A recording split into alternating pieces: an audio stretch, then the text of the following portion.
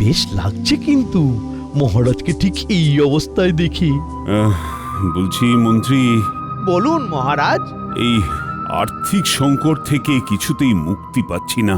আমার গরিব প্রজাদের পাশে তো আরো ভালোভাবে দাঁড়াতে হবে, কিন্তু কোষাগার যে শূন্য, উপায় নেই।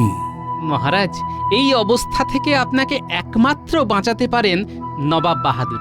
আমাদের রাজ্যের করুণ অবস্থার কথা জানিয়ে ওনাকে একটা চিঠি লিখুন না। বলেছ ভালো। ও মহারাজের পায়ে মন মন তেল ঢালছে। হ্যাঁ মহারাজ, গোপালের কথা শুনে সত্যি মনটা ভরে গেল। তুমি ধন্য গোপাল, তুমি ধন্য। মন্ত্রীমশাই তো দারুণ অভিনয় করছেন, একেবারে দক্ষ অভিনেতার মতো। মহারাজ, মন্ত্রীমশাইকে কান্না থামিয়ে কিছু গঠনমূলক কাজ করতে বলুন। হ্যাঁ মন্ত্রী, কান্নাকাটি থামাও। তোমাকে কাল মুর্শিদাবাদ যেতে হবে। নবাব বাহাদুরকে আমি চিঠি লিখে দিচ্ছি, তুমি গিয়ে আলোচনা করে কিছু একটা উপায় করো। ও এটাই তো চাইছিলাম, নবাব বাহাদুরের কাছে গিয়ে রাজ্যের হাল হকিকত একটু রং চড়িয়ে বলবো। যথাজ্ঞা মহারাজ, আপনি নিশ্চিন্তে থাকুন। আমি গিয়ে সঠিক কথা বলে কিছু না কিছু করবই। ব্যাস, আমি নিশ্চিন্ত।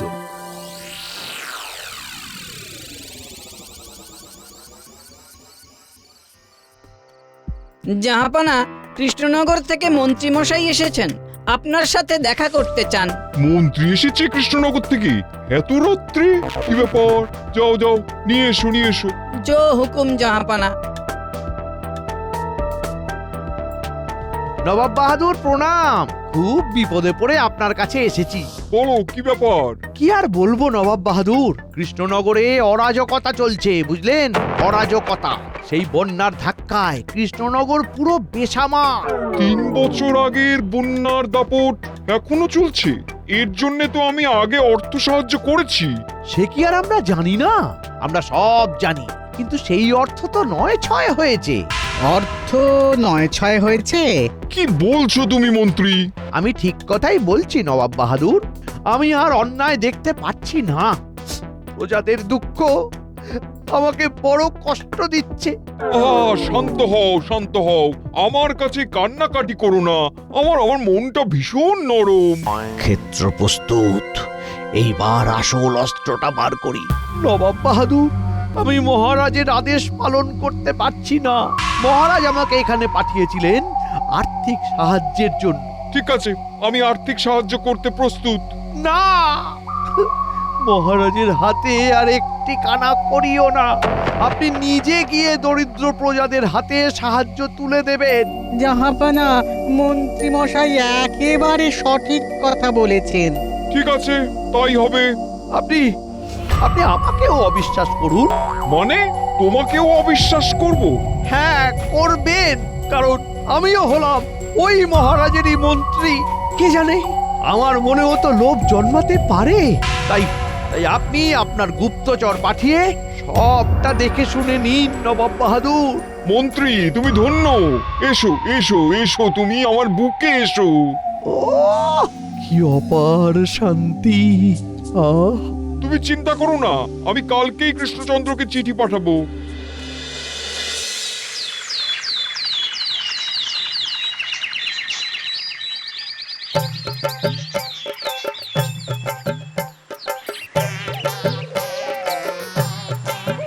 গোপাল দাদা, ও গোপাল দাদা, কথা আছে।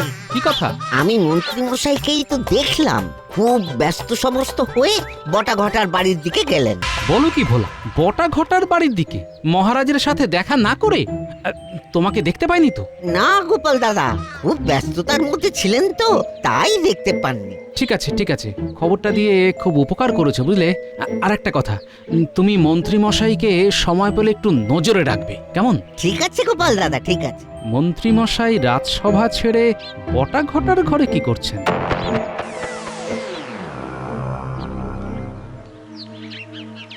শোন, আমি যা বললাম সেটা মগজে একেবারে ঢুকিয়ে নিয়েছিস তো? কানের ভেতর দিয়ে একেবারেতে মরমে চলে গেছে। কি বলিস ঘটা? তার বলতে আপনি নিশ্চিন্তে সভায় যান। আমরা আপনার কথা মতো কাজগুলো করে নিচ্ছি। তা তোরা তোদের কাজ শুরু করে দে, পারিশ্রমিক নিয়ে ভাববি না। হ্যাঁ, আমি যাচ্ছি।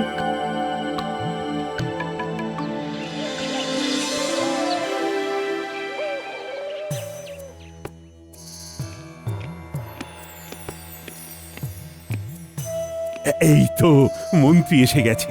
বলো বলো, নবাব বাহাদুর আমার চিঠি পেয়ে কি বললেন? আর্থিক সাহায্য করবেন? মহারাজ, মহারাজ, পারলাম না, আমি পারলাম না। নবাব বাহাদুর আর্থিক সাহায্য করতে অস্বীকার করলেন মহারাজ। তার মানে আমি দরিদ্র প্রজাদের ব্যাপারে কিছুই করতে পারবো না? আমি আর্থিক সাহায্যের কথা বলা মাত্র নবাব বাহাদুর রেগে উঠলেন, বললেন গত বছরই তো সাহায্য করেছি, আর সাহায্য করতে পারবো না। এই কথা নবাব বাহাদুর বললেন?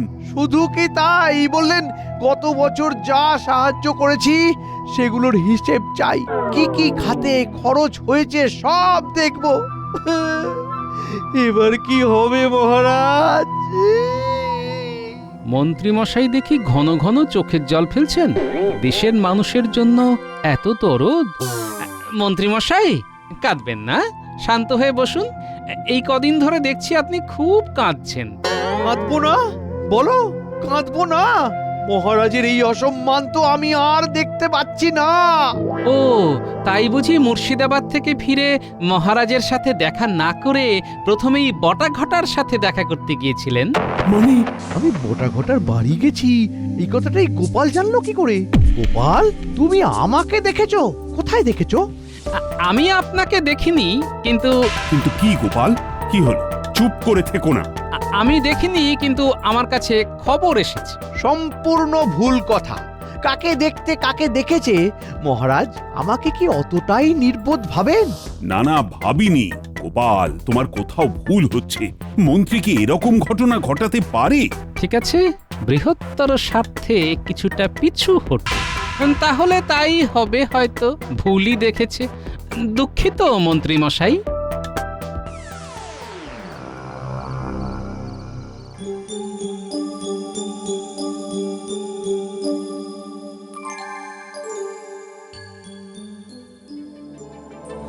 আপনাকে খুব চিন্তিত দেখাচ্ছে মহারাজ। কি হলো? মন্ত্রী কি কোনো খারাপ খবর এনেছেন? হ্যাঁ রানী, তুমি তো জানো। মহারাজের জয় হোক। রানীমা, গোপাল মহারাজের সঙ্গে দেখা করতে চায়। পাঠিয়ে দাও। জো হুকুম রানীমা। অসময় আবার গোপাল কেন আসছে? মহারাজের জয় হোক, রানীমার জয় হোক। বলো গোপাল, বলো, কি মনে করে? মহারাজ, আজ রাজসভায় আমি আপনার কাছে সত্য গোপন করেছি। তুমি যখন সত্য গোপন করেছো গোপাল, তার মানে নিশ্চয়ই কোনো ব্যাপার আছে। আছে রানীমা। মন্ত্রীমশাই সকালে রাজসভায় আসার আগে বটাঘটার বাড়িতে গিয়েছিলেন, সাক্ষী আছে।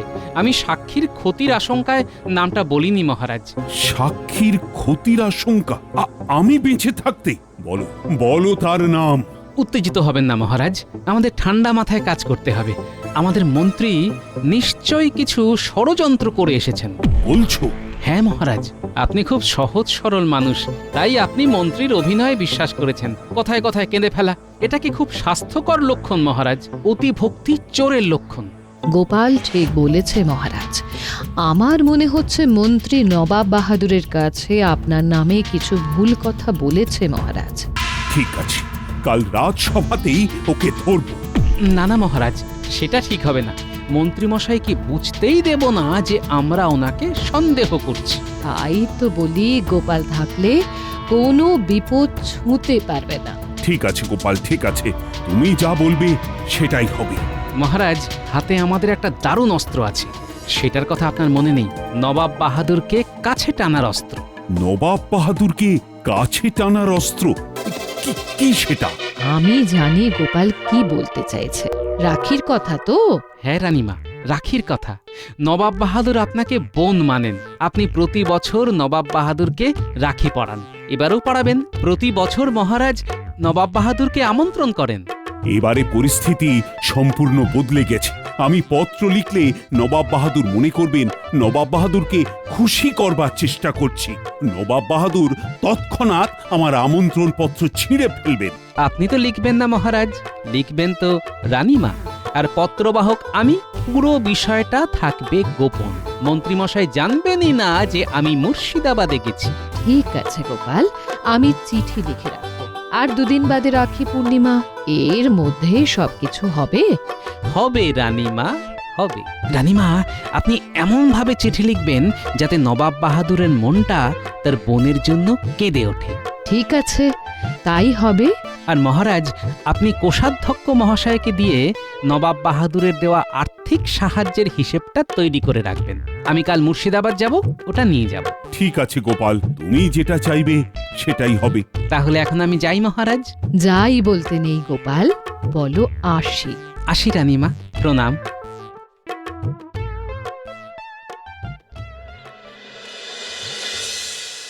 সবাইকে কাগজ দেওয়া হবে। সবাই সারিবদ্ধভাবে শান্ত হয়ে দাঁড়াও। আর মাঝে মাঝে মন্ত্রীমশাইয়ের নামে জয়ধ্বনি দাও। আমার জয়ধ্বনি দিতে হবে না। আহা, তোমরা খুশি হলেই আমি খুশি। ওরে বাবারে, হ্যাঁ এই তো দেখছি মেলা লোকের ভিড়। মন্ত্রী মশাই করছেনটা কি? হ্যাঁ ওই তো একটা লোক আসছে, দেখি দেখি জিজ্ঞাসা করি। কি গো ভোলাদা, বাড়ি তৈরির কাগজ নেবে না? যে বলো, কাগজ দিয়ে কি বাড়ি তৈরি হয় নাকি? হ্যাঁ আর এই কাগজে আছে বিশ্বাস। মন্ত্রী মশাই আমাদের এই কাগজের মধ্যে দিয়ে আমাদের মাথার ছাদ তৈরি করার অর্থ দেবেন। হ্যাঁ, কবে? আজ তো কাগজ দিলেন, আর দিন 15-র মধ্যে বাড়ি করে দেবেন। হ্যাঁ, মন্ত্রী মশাই এত অর্থ পেলেন কোথায়? আমার বাড়ি করার অর্থের প্রয়োজন। টাকা কোথা থেকে আসছে সেসব জেনে কি হবে? আম খাও, আঁটি গুনে কি লাভ? যে কাজ মহারাজের করার কথা সেই কাজ করছেন মন্ত্রী মশাই।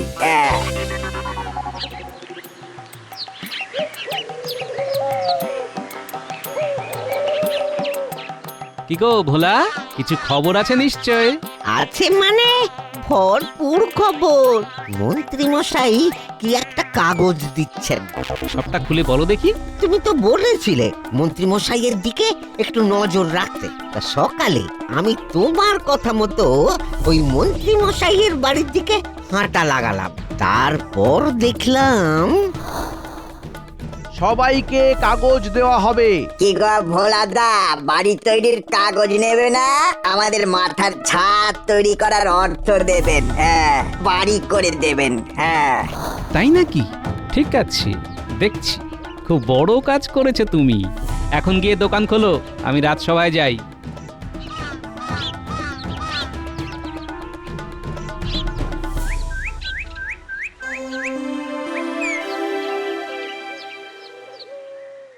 মহারাজ, হই হই কাণ্ড, রই রই ব্যাপার। ভালোই হলো পণ্ডিত, রাজবৈদ্য আর রাজজ্যোতিষী আসেননি এখনো। কেন গো, কি ব্যাপার? মহারাজ, মন্ত্রী মশাই প্রজাদের কাগজ দিচ্ছেন, আশ্বাসের কাগজ। আশ্বাসের কাগজ? কিসের আশ্বাস? উনি দুর্দশাগ্রস্ত লোকগুলোকে মাথার উপরে ছাদ করে দেবার আশ্বাস দিচ্ছেন। কিন্তু মহারাজ, একটা অনুরোধ, আপনি মন্ত্রীকে কিছুতেই জানতে দেবেন না যে আপনি মন্ত্রী মশাইকে সন্দেহ করছেন। কথাটা একেবারে 16 আনা খাঁটি। আর আজ রাতে বটাঘটার ঘরে যাব বটাঘটাকে গ্রেফতার করতে। গোপাল, রাজ্যের ভালোর জন্য তোমরা যা যা করতে চাও তাতে আমার সম্পূর্ণ মত আছে। মহারাজের জয় হোক। নবাব বাহাদুর দূত পাঠিয়েছেন মহারাজ। সর্বনাশ! পাঠিয়ে দাও, পাঠিয়ে দাও।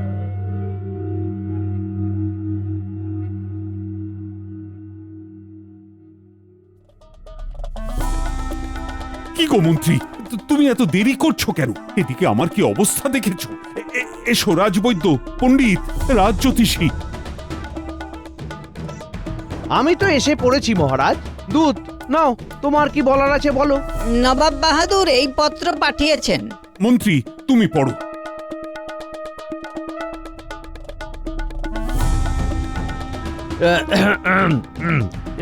মহারাজ, পত্রের ছত্রে ছত্রে হুমকি।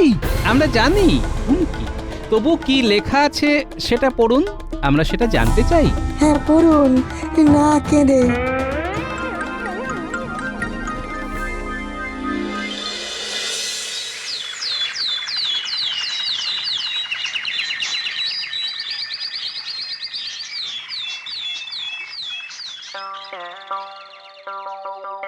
কি হে গোপাল, এত সকালে ভয় পেয়ে নাকি? প্রণাম নবাব বাহাদুর। আপনাকে ভয় করব কেন নবাব বাহাদুর?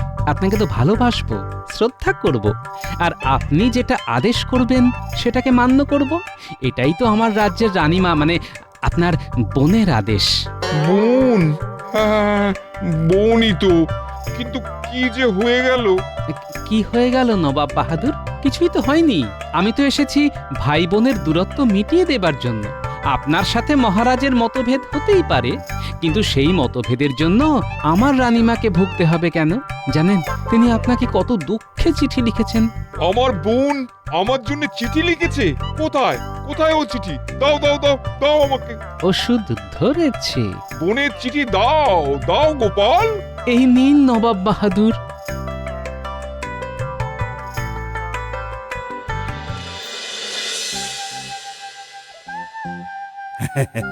ও মন্ত্রী, কাল জানো তো কি উৎসব? কাল রাখি উৎসব। আয়োজন করো। উৎসব? রাজ্যের এই হাল জেনেও? আরে মন্ত্রী, একটা শ্লোক আছে না, যাবচ জীবেত সুখং জীবেত, ঋণং কৃত্তা ঘৃতং পিবেত। অর্থাৎ যতদিন বাঁচবে সুখে বাঁচবে, ধার করেও ঘি খাবে। ধার করে ঘি খাবো? মনে হয় শোক তাপে মহারাজের মাথাটা গেছে। যাকে মহারাজ, গোপাল কোথায়? গোপালকে পাঠিয়েছি কয়েকজনকে নিমন্ত্রণ করতে, কাল রাখি বলে কথা। এই তোমার গিন্নিকেও বলো কিন্তু, কাল আমার হাতে রাখি পরাবে। তাহলে তুমি আমার কি হলে শালা বাবু? কাল একেবারে জমে যাবে। আর শোনো, আজ থেকে কাল পর্যন্ত তুমি এখানেই থাকবে, আমার বিশেষ নজরদারির মধ্যে। সেনাপতি। পড়লেন নবাব বাহাদুর? পড়লাম। আমি কাল যাব গোপাল। উজির, বলুন জাহাপনা। কাল আমরা সবাই কৃষ্ণনগরে যাব আমার বোনের কাছে। তুমি সব ব্যবস্থা করো। নবাব বাহাদুর, এবার এই হিসেবটা আপনাকে দেখতে হবে। মহারাজ এটা আপনার জন্য পাঠিয়েছেন। হিসাব আমি পরে দেখব, আমি সব বুঝেছি। ওই তোমাদের মন্ত্রীর কাজ। কাল ওর সাথে বোঝাপড়া আছে। ও আমাকে কৃষ্ণচন্দ্র সম্পর্কে ভুল বুঝিয়েছে। তুমি আজ বিশ্রাম নাও, আজ রাতে আমরা রওনা হব। উজির, দূতকে বলো আজ রাতের মধ্যে কৃষ্ণনগরে খবর পাঠাতে। আমরা সবাই মিলে কাল সকালে যাচ্ছি।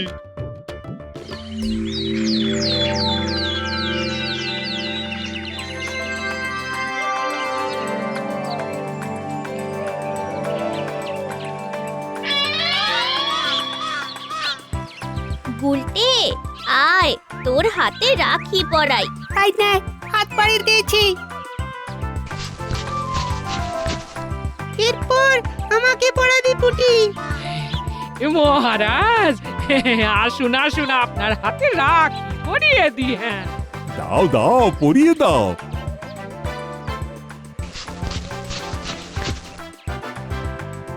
ও পুটির মা, হা ওইখানে দাঁড়িয়ে কেন? এসো এসো, আমার হাতে রাখি পরিয়ে দাও।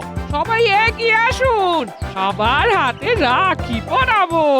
হ্যাঁ মহারাজ, আমাদের আমাদের অবস্থা খুব খারাপ। ওই আমাদের ঘরটাও ঠিক মতো ছইতে পারছি না। তোমাদের কিচ্ছু চিন্তা নেই, তোমাদের সব সমস্যা মিটে যাবে। মহারাজ, ওই দেখুন নবাব বাহাদুর আসছেন। শেষকালে এই ছোট বোনটার কথা আপনার মনে পড়লো দাদা? ওমা, এই দিনটার কথা ভুলি কি করে? বছরে তো এই একটাই দিন। না, আরেকটা দিন আছে, ভাই ফোঁটা। ঠিক ঠিক, আমারই ভুল। দাও দাও বোন, রাখি পরিয়ে দাও। হাত বাড়ান দাদা।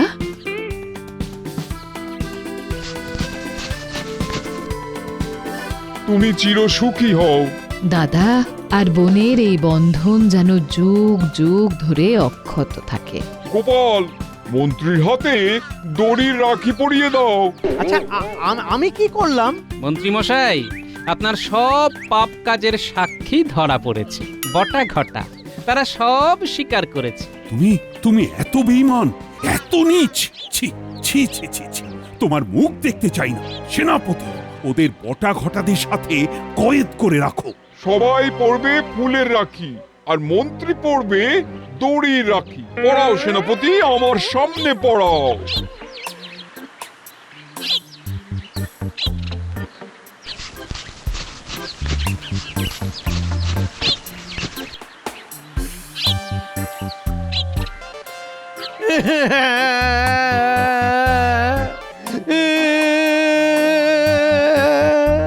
কৃষ্ণচন্দ্র, তোমার এই বিপদে আমি তোমার পাশেই আছি।